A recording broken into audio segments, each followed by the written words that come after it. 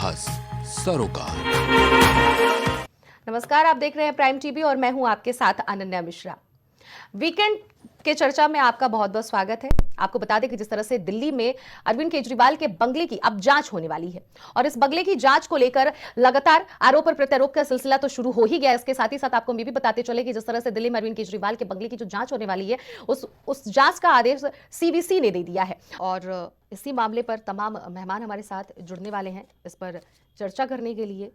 सबसे पहले हम आपको बता दें, प्रियंका श्रीवास्तव आम आदमी पार्टी से हमारे साथ जुड़ रही हैं, विकास पांडे जी हमारे साथ भारतीय जनता पार्टी से हैं, वीरेंद्र नाथ भट्ट हमारे साथ वरिष्ठ पत्रकार जुड़ रहे हैं। आप तीनों ही मेहमानों का बहुत बहुत स्वागत है। एक पूरे कहते हैं देश में अरविंद केजरीवाल की छवि को खराब करने का काम भारतीय जनता पार्टी कर रही है। ठीक है, विकास इसका जवाब देंगे। भारतीय जनता पार्टी की तरफ से अरविंद केजरीवाल के जो शीर्ष महल की जो तहकीकात हो रही है, ये सिर्फ और सिर्फ अरविंद केजरीवाल की जो एक छवि है उसको आप लोग बिगाड़ने के लिए कर रहे हैं, क्योंकि आपकी सरकार अब सत्ता में आ गई है, कहीं इसी का तो आप लोग उनको परिणाम नहीं दे रहे हैं। विकास जी जवाब दीजिए।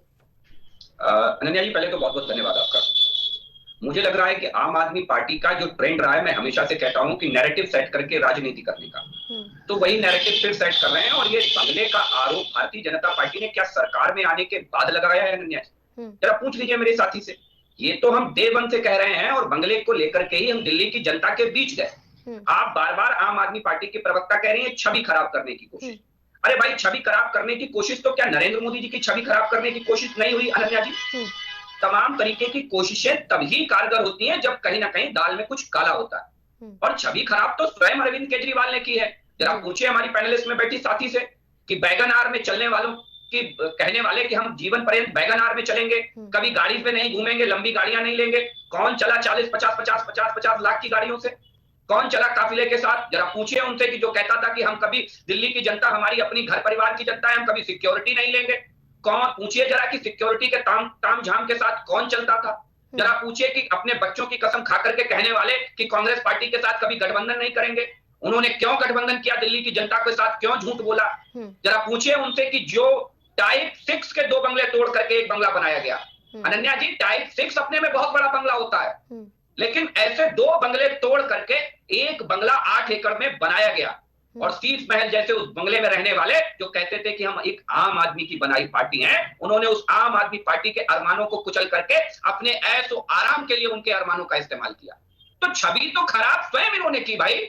शराब माफियाओं से, सरकार चलाने वालों से जब ये पूछा गया कि आपने शराब नीति बदली क्यों, तो यू टर्न बाज लोग तो यू टर्न मारने में माहिर है कि जैसे गलती जब तक पकड़ी ना जाए। इस बात का जवाब ले लेती हूँ। ये पर्दे क्यों लगवाए, आप ये फूफा क्यों लिया? देखिए ये अनर्गल बातें, ये सारी बातें झूठी है। जो भी महंगे महंगे चीजों को सामने पेश किया जा रहा है सब गलत है। मैं ये नहीं कह रही, मेरा कहने का मतलब ये इन बातों पे बंदू करना, ये किसी की छवि खराब करना। ये आप जाइए ना, मैं कहती हूँ ना भारतीय जनता पार्टी के जाइए नेताओं के पास, किसके पास क्या नहीं किया? उनके पास सोफे नहीं है कि उनके पास जिम की मशीनें नहीं है। ये सिर्फ अरविंद केजरीवाल जी की छवि को खराब करने का काम किया जा रहा है अनन्या जी, और इसके अलावा कुछ भी। ठीक है, विकास जी इसका जवाब देंगे। विकास जी, लगातार ये यही बात फिर से कह रही है प्रियंका जी की सिर्फ और सिर्फ छवि बिगाड़ने के लिए, बेकार करने के लिए आप लोग ये सारी चीजें कर रहे हैं। अनन्या जी, मैंने धीरे से पूछा था अपनी साथी पैनलिस्ट से कि जरा मुझे बता दीजिए कि वैगन आर में रह के एक आम आदमी की तरह रहने का हर मंचों से दावा करने वाला आदमी कौन है? इस देश की राजनीति में दूसरा ऐसा आदमी हो तो मुझे बताइए। और एक यही वजह नहीं थी, ऐसी छोटी छोटी कई वजह थी, कई वजह थी। आप सुनिए मेरी बात, धैर्य के साथ सुनिए, बाद में जवाब दे लीजिएगा प्रियंका जी, बाद में आप जवाब दीजिए। ठीक है।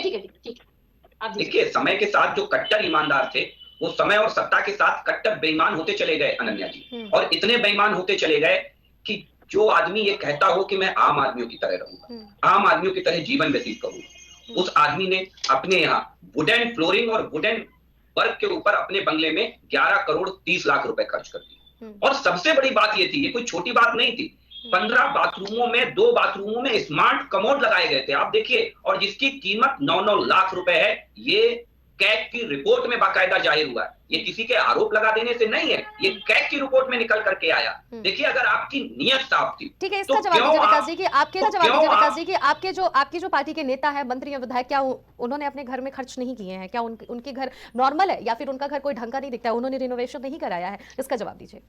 देखिए, मैं दावे के साथ कहता हूं कि भारतीय जनता पार्टी के किसी मंत्री के घर में 9 लाख रुपए खर्च करके कमोड नहीं लगाया गया हो। भारतीय जनता पार्टी के किसी मंत्री के घर में वुडन फ्लोरिंग के ऊपर 11 करोड़ 30 लाख रुपए नहीं खर्च किए होंगे। मंत्री छोड़िए, मैं मुख्यमंत्री तक की बात कर रहा हूं। आप निकाल लाइएगा, मैं वो हार जाऊंगा। और दूसरी बड़ी चीज, जरा इनसे ये पूछिए कि आप ही कहते थे कि बंगला ना दिखाना पड़े अरविंद केजरीवाल जी को अनन्या जी, इसलिए इन्होंने एक महिला के साथ हुई बदसलूकी का सीसीटीवी फुटेज जारी नहीं किया, ना सुरक्षा एजेंसियों को दिया।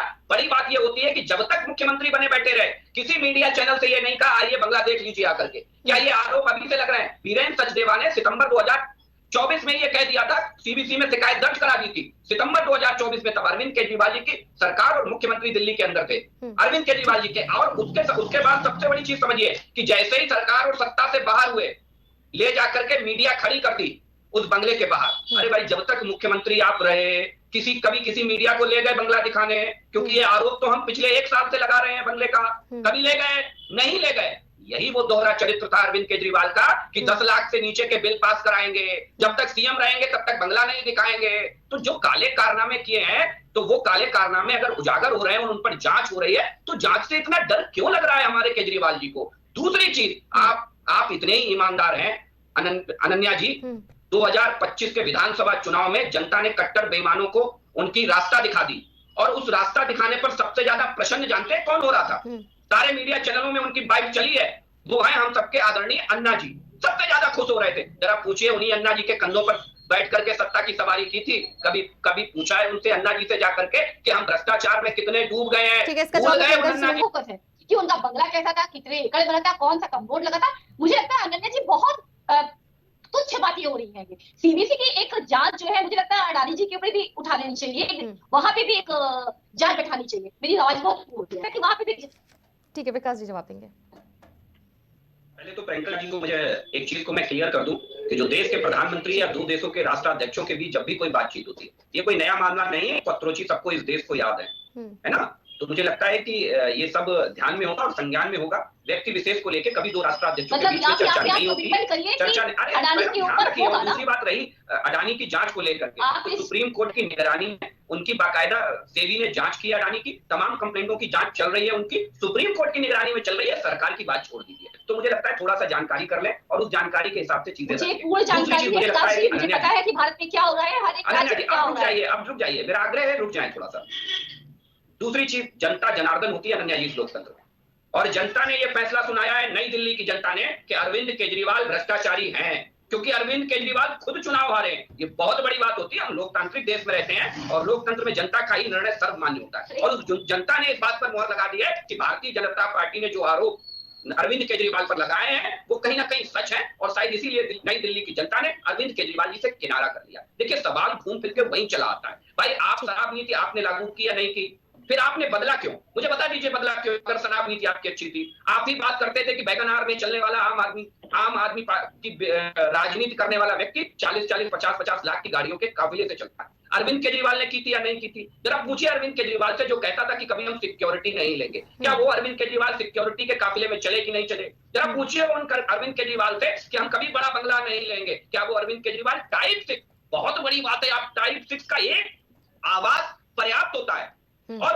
2-2 आवासों को तोड़ करके रेनोवेशन पे आप 48 करोड़ रुपया खर्च कर देते हो। थोड़ा बहुत नहीं, 48 करोड़ रुपया, और वो कैग की रिपोर्ट में आया है। भाई, हम उस कैग की रिपोर्ट का आधार बना करके ये बात कह रहे हैं कि इसकी जांच होनी चाहिए, और वो जांच में जब चीजें दूध का दूध पानी का पानी हो जाएंगी। अरविंद केजरीवाल जी, मैं फिर कहता हूं आपको, ये इस देश के एकमात्र ऐसे राजनीतिक दल हैं अनन्या जी, बहुत गंभीर बात है। मुझे दूसरा राजनीतिक दल बता दीजिए जिसके आधे से ज्यादा संस्थापक सदस्य पार्टी छोड़ गए हो। एक आम कार्यकर्ता, एक आम नेता नहीं अनन्या जी, संस्थापक सदस्य आधे से ज्यादा पार्टी छोड़ गए, चाहे योगेंद्र यादव हो, चाहे कुमार विश्वास हो, चाहे कोई हो, चाहे अन्ना जी हो, सब साथ छोड़ के चले गए। क्यों भाई? सब खाता ना भाई, जो केजरीवाल सोचे वही सही। इस प्रवृत्ति से मैं आग्रह करूंगा कि आम आदमी पार्टी समय जवाब दोगी प्रियंका जी, आपकी पार्टी के नेता वहां पे अरविंद केजरीवाल रहे थे, पूछिए कि जहां भ्रष्टाचार होगा वो भ्रष्टाचार की चर्चा करने से इन्हें डर क्यों लग रहा है? जब भ्रष्टाचार की बात आएगी तो बेरोजगारी, महंगाई, तमाम चीजों की, नौकरियों की बात करेंगे, जरा सेपरेट चर्चा कर लीजिए तो इन्हें ये भी पता लग जाएगा कि दिल्ली के अंदर कितना रोजगार है। विकास जी जल्दी से, उसके बाद से सीधे मैं वीरेंद्र जी के पास एक मिनट में खत्म कर देता हूं। हाँ। जिन जांच एजेंसियों का जिक्र हमारी पैनलिस्ट में बैठी आम आदमी पार्टी की साथी कर रही हैं, इन्हीं जांच एजेंसियों के सहारे कांग्रेस पार्टी के नेताओं के ऊपर पंजाब के अंदर मुकदमे दर्ज हुए और जांच की गई। मतलब वही जांच एजेंसियां पंजाब के अंदर काम कर रही है, ठीक है, अच्छा है, और लेकिन वही जांच एजेंसियां अगर दिल्ली के अंदर आम आदमी पार्टी के काले कारनामों की जांच करें तो गलत है। यही तो दोहरा चरित्र है आम आदमी पार्टी का। बहुत बहुत शुक्रिया आप सभी लोगों का हमारे